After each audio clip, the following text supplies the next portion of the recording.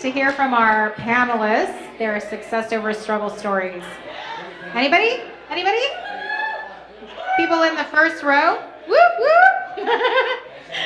All right, well, I am so excited for this because I think, like I was sharing, that I go to a lot of different events and people just put up this mask. Would you agree, Lloyd? They're just like, I'm perfect in every way. Yes. None of us are. See, you heard it from the man, Lloyd Hopkins. He's telling you, none of us are perfect. And yeah, go Ray, go Ray. So this whole success over struggle speaker panel is something that Brandon and I were actually talking about it, and I was like, I think it's struggle to success, and Brandon's like, no, SOS, that's what we need. He's like, figure it out, Tish. He's like, tell me what it means. Like, tell me a name for this. And actually, I was eating cereal one morning, and I was like, oh, I got it. So I texted him. I'm like, success over struggle. I love it. He's like, I've got it. Success over struggle. It's the SOS. It's that, hey, somebody throw me a damn lifesaver because I think I'm drowning right now. And I just need someone to pull me back up and tell me that it's going to be okay. Some of you had asked me about my Gals Inspiration Hub, and I've shared that, dang, these ladies in my tribe, I'm going to point to Davina right here. A lot of these women have pulled me out of the darkest moments out of my life. And I'm telling you, you gotta be around people that can inspire you and encourage you to get back up. So this panel to me is really an opportunity to hear from entrepreneurs who have kind of been there, done that, who are tearing off that mask and saying, hey, I've been there. I understand what you're dealing with. I've been through it too, so that you all know that you're not alone in this journey. None of us are alone. So I'm going to go ahead and introduce our panel to you and let them take it away. But we've got, to my left, Lloyd Hopkins, the executive director, founder of $1 Million Teacher Project. Who knows Lloyd Hopkins? Woo! I don't know Lloyd. But I have gotten to know Lloyd pretty well over the last month as we've been promoting this event pretty heavily. He did an amazing, amazing video on LinkedIn not too long ago where he's like, Brandon and Tisha asked me to do this. And one thing that you said, Lloyd, I loved, because you're like, it is 9:34. He actually pointed to his watch, and he's like, and I'm still here grinding. And I love that, because isn't that the truth? Like, you never shut off. You're always building your business. You're always coming up with these brilliant ideas. So Lloyd Hopkins, he is an organizational leader with extensive experience in community and nonprofit work. He has worked in and around education for 18 years, graduated from my alma mater, Arizona State University, woo-woo, with his degree in nonprofit management and leadership. He took his passion for ensuring quality education for all to launch the teacher recruitment and retention program, the $1 Million Teacher Project. So let's give it up for Lloyd Hopkins. All right. That was a good intro. Good job. All right. We're recording this, by the way, just so you know. All right. So no foul language. No, I'm just kidding. Say whatever you want. This is not that place to just be like, oh, I'm not going to say that. Brandon, excuse me. This is loud. I don't think they want to hear me this loud. Test. Yeah, test. I don't know if we could turn that mic down Test, just a test. tad. Test. All right, so before I introduce Tim and Stephanie, I want to hear from Brandon. See, I'm not even Brandon. Okay, I want to hear from Lloyd. Lloyd Hopkins. So tell me, Lloyd, what is one thing that you can share with the crowd? What is the struggle that you went through to get to the success that you're at now? Can you share like a very brief, we don't have like hours. Yeah. We've got And like 5 I can talk minutes. for hours. So what I'll say in short is that first, I think I'm still trying to get through success. I think success is a forever evolving type of thing, and so I'm still working towards that. But the biggest thing that I learned was that that there's no safety nets, and your comfort zone does not exist. The comfort zone is not real, and it's just a leash preventing you from pursuing your dreams. Do you have a specific story of where that kind of came into play that you can share? Boy, do I. 5 minutes. 5 minutes. So essentially what happened is I was working for an organization I was giving my blood, sweat, and tears to for 7 years, longer than I probably should have been there. You know, we've all had those jobs or those opportunities where it's like, I need to quit, I'm ready to quit, but I don't have another job lined up, it's not safe yet, and so I can't do it. And I wound up getting fired from this job that I wanted to leave anyway. And through that process and through that journey I went through, I learned that, you know, that safety net I was holding on to was just an illusion, you know, and the universe and God, depending on where you're at spiritually, forced me out because it was my time to go, because I wouldn't have did it on my own. And if I didn't do it, I wouldn't be here doing what I'm doing now. How many of you are inspired by that? Shoot. I'm like, keep going. Awesome. All right. Our next speaker, Tim Wales. Who knows Tim Wales? CEO, co-founder of Kadima.Ventures, LLC. Tim Wales is an inspiring leader who leverages his passion and experience to propel others to success, fueled by his entrepreneurial spirit as the CEO and co-founder of Kadima.Ventures, LLC. Tim is laser focused on helping emerging companies in a collaborative setting while designing and building custom enterprise business solutions. As a U.S. Marine Corps veteran, thank you, Tim leads the charge to overcome real challenges and understands the critical role a driven and accountable team dynamic plays in accomplishing and exceeding its goals. Whether it's aiding early stage technology companies to get to the next level, or revolutionizing the way they are funded, Tim never stops thinking forward. Thank you for coming, Tim. I know you're a busy guy. I'm curious who wrote that. It's your assistant. She's doing good. She's a great girl, by the way. I talked to her a lot. I know. That's the first one that was a real amateur, right? I picked somebody that had zero experience. She was working at a barista, actually, at a Christian college, and I said, well, you're going to be dealing with older investors and what's happening in the world today. I said, just keep your P's and Q's. And I said, you know, who's better? Pick a girl that isn't going to be susceptible to that stuff. And, you know, she's amazing, man. She goes from no experience to dealing with my evil world. Give it up to Jackie. I know, I let her get off tonight. I let her take the night off. She's actually watching my kids. Multi-purpose. Well, I chair a carnival for a school, which is Friday night, and I'm the chair, but my wife's finishing the work for the carnival, so I need somebody to watch the kids. So That's fair. All right, Tim, so same question for you. Tell us about a success over struggle story of where, like, okay, I know odds are against me, I'm going to get past this. How am I doing that? What's picking you back up? yeah, so some things I can't share. I'm under a strict contract for some things, but I can give you guys a little taste of the ups and downs. Number one, perseverance is everything. I've hit absolute bottom and didn't let it impact me, and I give that back to the Marine Corps. I'll tell you my first real success was actually a pretty big failure. Within 6 months, I actually had big corporations trying to buy my company. Never made a dollar, didn't know what I was doing, and being the wise entrepreneur I was, what did I do? Negotiated on my own. Stupid move. Don't ever do that. And 7 years later, my wife and I poured our heart into this company. We finally exited, and it was such an evil exit because we exited some bad guys. And if I could tell you the whole story, I've been held at gunpoint for my technology. My family's lives have been threatened. So it's a pretty extreme story, but the good side of the story, I can't share the whole thing, but the good story is we picked ourselves up and said, I'm going to swear a little here, but I'm a Marine, you have to accept it. But, you know, don't let shit bring you down and keep moving forward. And, you know, we said, let's find a way to help entrepreneurs not go through the hell we went through. When you're offered millions of dollars and you don't know how to negotiate that, get help. Get help fast. So that's what I do for a living now. I help others build their companies. We don't have any fund. We have no investors. We built a company from zero to over $27 million in 2 years.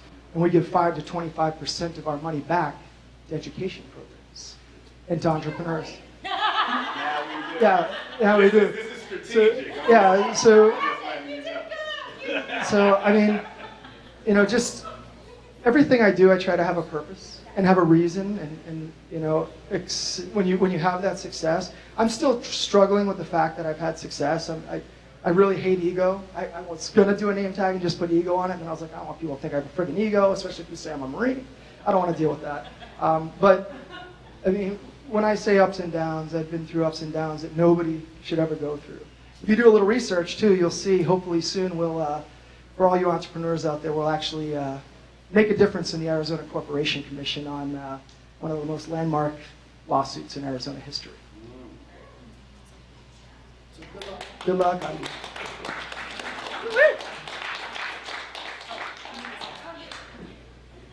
Do the honors for you, Stephanie. Stephanie and I have become like soul sisters, and we don't even know each other. She's like, "You're bringing cake? This just keeps getting better." And Lloyd asked me if I baked the cake. Oh, bless your soul. No, I did not. I went straight to Costco. I'm like, I want that cake, and I want Get Connected put on it, so you guys can see it back there. All right, Stephanie. Stephanie is the founder of Savvy Leasing. She considers herself an edupreneur. In 2016, she started Savvy Leasing, a sales, training, and consulting business servicing the $504 billion multifamily and rental housing industries. She started her career in sales and property management after graduating from Kent State University in Kent, Ohio. I know we have some Kent State University alum here. We've got Jackie, Brandon, Stephanie. Her journey has also allowed her to give back to her alma mater, serving as the president of the inaugural Arizona Alumni Chapter. Stephanie's passion for developing talent and helping others succeed drives her through the daily grind of entrepreneurship. All right, Stephanie. All right, so you need to share with us, tell us about your struggle. Okay. I liked your video too. You're talking about your friend who was like an entrepreneur who went out and bought a $70,000 car and was like, damn it. I probably shouldn't have spent that. All right, Stephanie. Thank you so much. Hey everyone, how's it going out there? All right, so I could literally talk all day too, but I won't, I promise. We'll get back to the dollar beers and all of that stuff. But I do want to say that my kind of origin story is not that far off from Lloyd's. I would bet with the entrepreneurs out here, a raise of hands, did you get fired? And that's what made you go get your own thing? Yeah! So that is an F word that is bad for some reason. And I'm like, let's bring back the goodness of this, because sometimes you do need the impetus or whatever, the momentum that comes from, freaking getting canned. So amen to that. So success over struggle. I am still working on, that success story. It is a moving target, right? Do we feel like that? I always joke that if you're not wanting to quit every day and get a real job, are you even an entrepreneur? I mean, right? So that is the struggle. That is the daily struggle. Everyone's like, oh my God, I say that all the time, right? It's like, I'm in your heads, actually. So I have made some critical errors. I didn't even know which one to start with tonight. So I thought I'd start with the fact that I created a product as one of my, SKUs or whatever, even though it's a consulting and training business, but let's go with SKUs, just because it's relatable. And it was a loss leader. It was generating the most leads, but it was so annoying. It was annoying to do. It was an annoying part of my day. It took so much effort. It took so much freaking work. And I was like, you know what? After the first year, I was like, I'm just not going to do that in the second year. I've got a lot of leads coming in. I'm like, this will be fine. I'll have plenty of business. No. I got rid of the thing that was annoying and made me no money that led to other things that weren't annoying and would have made me more money. So I've had to pivot. I've had to kind of regroup. And the other thing that I didn't do is have a network like this. You cannot do it in a silo, guys. You cannot do it on your own. And if you think entrepreneurship is a one-man, one-woman show, I know none of you do or you wouldn't be here, but people on the camera, if you think it's a one-man, one-woman show, you're wrong. It is a group of people. It is a support network. And sometimes the people that support you aren't the people you thought would, and the people you thought would don't. And that's okay too, because they're still good people, most of them, and you'll still be Facebook frenemies with them. But the people who support you are the people that you need to be authentic with, and you need to tell them what you're struggling with. You need to say, look, I screwed up and I got rid of my lost leader. Help me figure out what the next step is. Help me. And then when you open yourself up and you get uncomfortable in that rawness and that realness, that's where the real growth is. I am not standing up here saying I am a huge success, because guess what, guys? I am still on the struggle part of the SOS. And I'm hoping that we have all found each other, and we, who watches Grey's Anatomy? Do you know Christina was your people? You're gonna be my Christina, right? I'll be your Christina, okay? All right, thanks guys. Thank you so much for our panel. So we heard from Tim, he was going to put ego and decided not to. Lloyd, what did you put on yours? Intention. Why did you put intentional? So everybody can confuse it with international. I'm an international spy.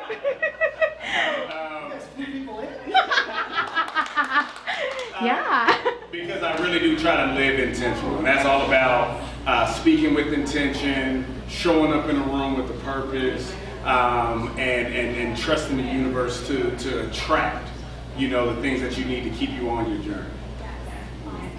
What about you, Stephanie? What did you put? Savvy. Savvy. You'll see there's a savvy theme. My company is called Savvy Leasing. When I was 18 years old and I started college, everyone went around the room and they were like, do an adjective with your first name, that describes you. And there was, Jolly Jill and, whatever, just real simple things. And I get up and I'm like, I'm Savvy Stephanie. and it stuck. So there's that. All right, so I have to share what mine is. So mine is Tisha-isms. Tracy knows, Davina knows, some of these women know. I wrote a book. Jody knows back there. Jody is my peeps, Jody Towns. I cold called this girl 10 years ago and we're still good friends. I'm like, oh, you do like me. I wrote Tisha-isms because a lot of people, they see me as like this success story, but I'm kind of like you. I'm still in the struggle part. But the Tisha-isms is because I like to just laugh at myself. I kind of shared, my good friend Carissa, she was checking you in. We did a video about the book that I just released, and it's called What Are the Odds? A Mom Shares Her Good, Bad, and What the F Moments in Life and Business. Because I have more of those struggle stories than I do success. Davina, you were even saying that. Like, there's a lot more struggle than there is success, but you've got to learn to pick yourself back up. You've got to just say, okay, you know what? One of my favorite things that I say when I give speeches is that when people ask me, what do I say to the naysayers? I love this phrase. It says, underestimate me. That'll be fun. You go ahead, underestimate me. I love that, because that's just like, oh, suck it to you, man. It's just that, like, I'm going to do this, whether you like it or not. So, but the Tisha-isms comes from this whole lack of common sense, and that just sometimes I just need to laugh at the stupidness. But all right, so I know that Brandon was sharing that we might have some people in the audience that just want to ask a question or two. We're coming up at about 5 to 7. I want to point out too that Melanie in the back, again with House of Refuge, if you are interested, please support their cause with that 50-50 raffle. We're going to be announcing the winner, so you can walk away with some cash to go at the bar if you like. But please do that to support their mission. Where was I going? Question. Anybody have any? Oh, yeah. Yeah. So based on the information I got, it's kind of, what did you want to talk about? And I have the honor to see early stage entrepreneurs, like people in this room, pitch all the time. And if you're going to pitch me for money, don't be cocky. Don't be egotistical. Settle down, Be honest, be open, be transparent, and you know what? I'll write you a check sometimes on the spot. Okay, so since we have a lot of those early stage entrepreneurs, I would like to know from you, being on that side of the table, what is one thing that they should absolutely include in their pitch? Not this cocky attitude, not this is why I need it, but could you tell the audience, like, what is one thing that you look for that you're like, you got me? So number one, I spent 2 years after I exited on studying incubation, acceleration, startups, and investors. I just go in and I'd interview everything from venture capitalists to angel investors to really understand them. And to be honest with you, I'm probably the worst person to really answer this question. And here's why. I think their process is bullshit. We've put entrepreneurs into a box. We've asked you to check a box. We don't give you more than 2 to 3 minutes to tell your story. How am I going to make a financial decision off of 2 minutes and I'm going to kick you out the door? So I'm the worst person to ask because my passion in life now is to fix that mess. And venture capitalists drove this, and now it's driven all the way down to the angel investors. Angel investors think they're venture capitalists, and they're not. Most of them haven't even had success. They might have got lucky once, and then they got lucky again, and again. But I've talked to more angel investors across this country, and I haven't even really built a company. So to me, the venture capitalists put everybody into a box. It's trickled down, and it's cool because it's changing. You know, with the ICO world and crowdfunding, it is changing. And when you get to tell your story, my advice to the entrepreneurs in here, be passionate and tell your story. Screw what they're telling you in school about going and build. I do not write business plans. Don't send me a business plan. Send me your bio and your passions in life. Do not send me a freaking business plan. If you do it, you automatically go into spam. You're being deleted. Because people are who you invest in. Okay? And investors forgot that, right? They forgot that.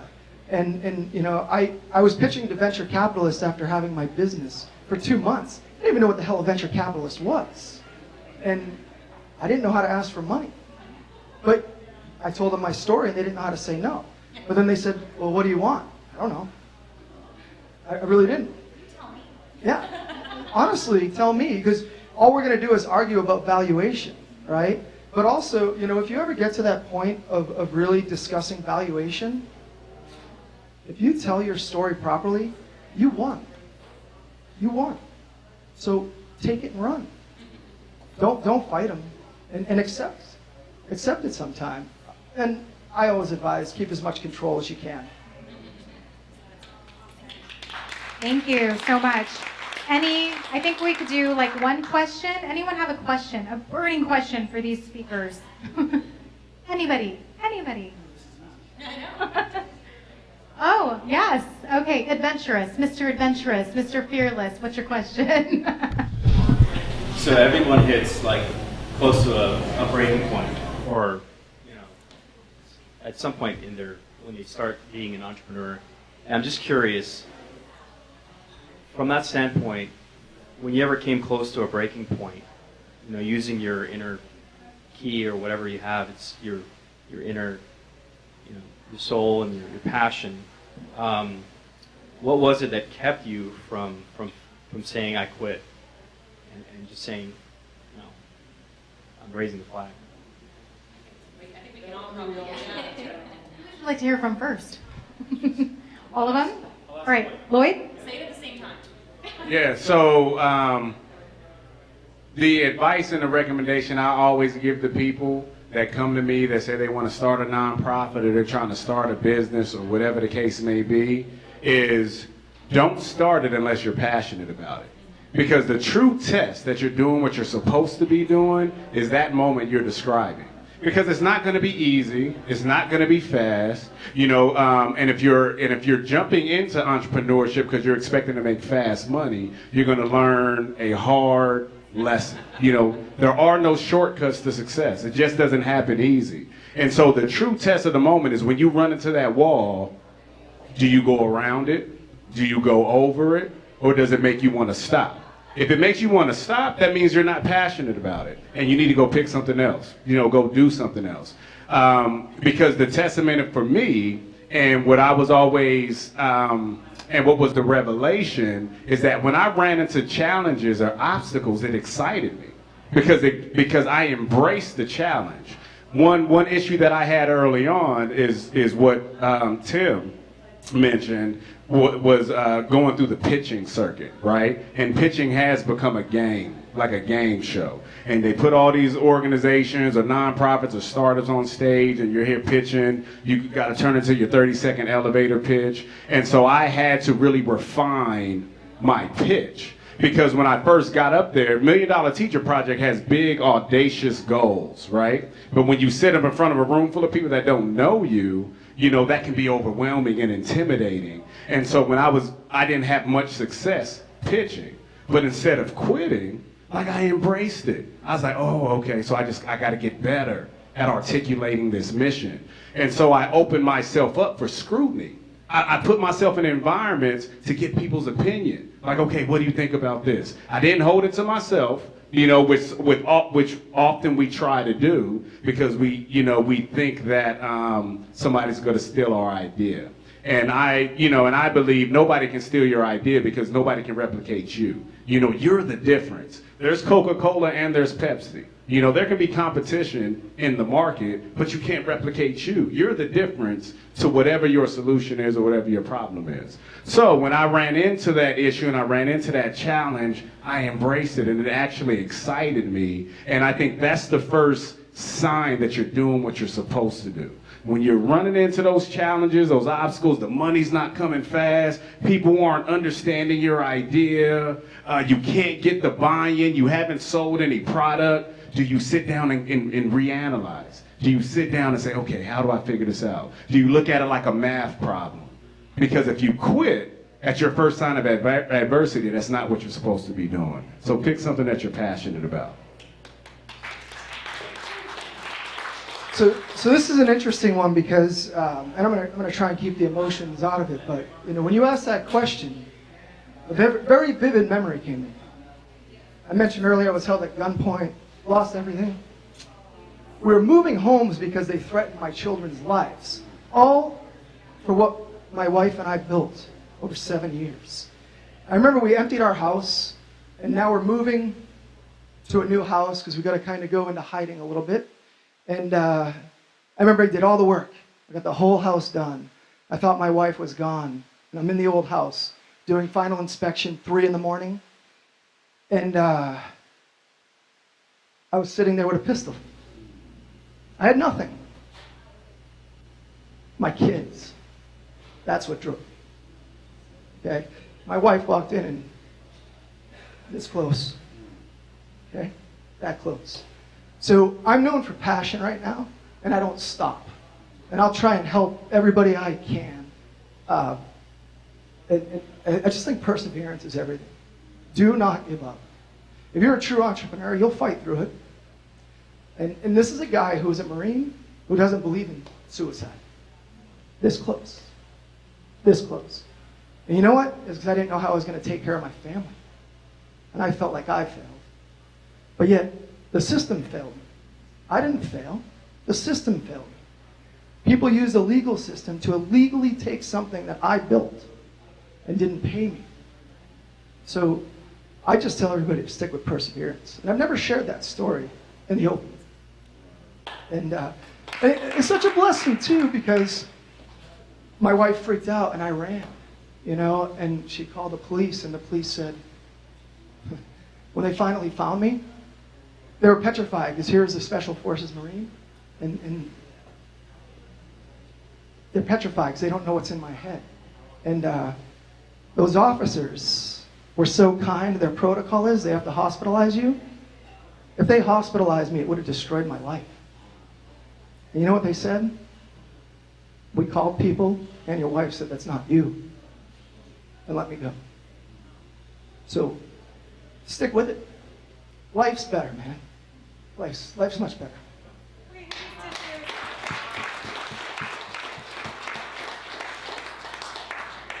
Tim, you make it a little bit hard for me to follow you, bud. So I'll just leave it with this. It's booze. My answer is booze.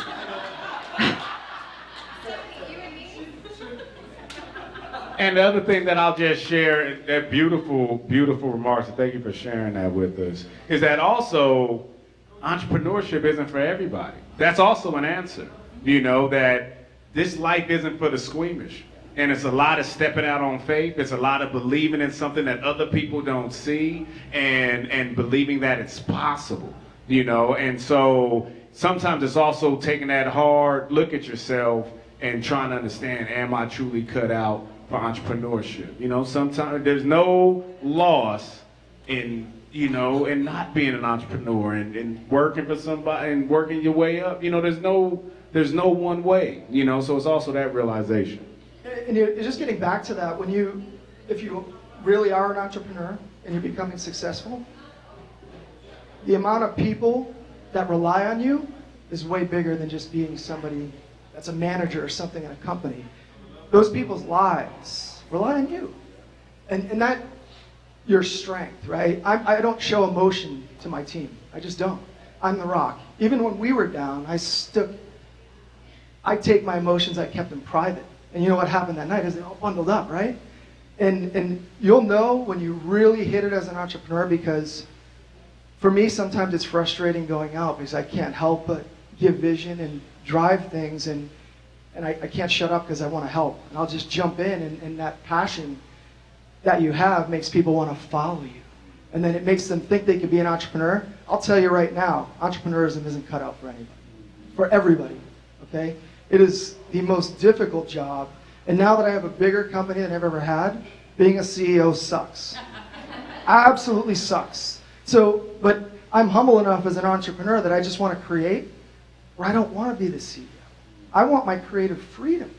And that's such a blessing when you get to that point. It's, now you just get to help people freely and willingly and share your experiences and drive a vision and be the entrepreneur for them and guide them. I can pick you up, understand your business. I could take anybody's business here, and I guarantee you, in 5 minutes, I can either give you a resource, give you guidance, obviously give you money, but I can give you process. Entrepreneurs fail at process. There's 3 things entrepreneurs, all of them, struggle with.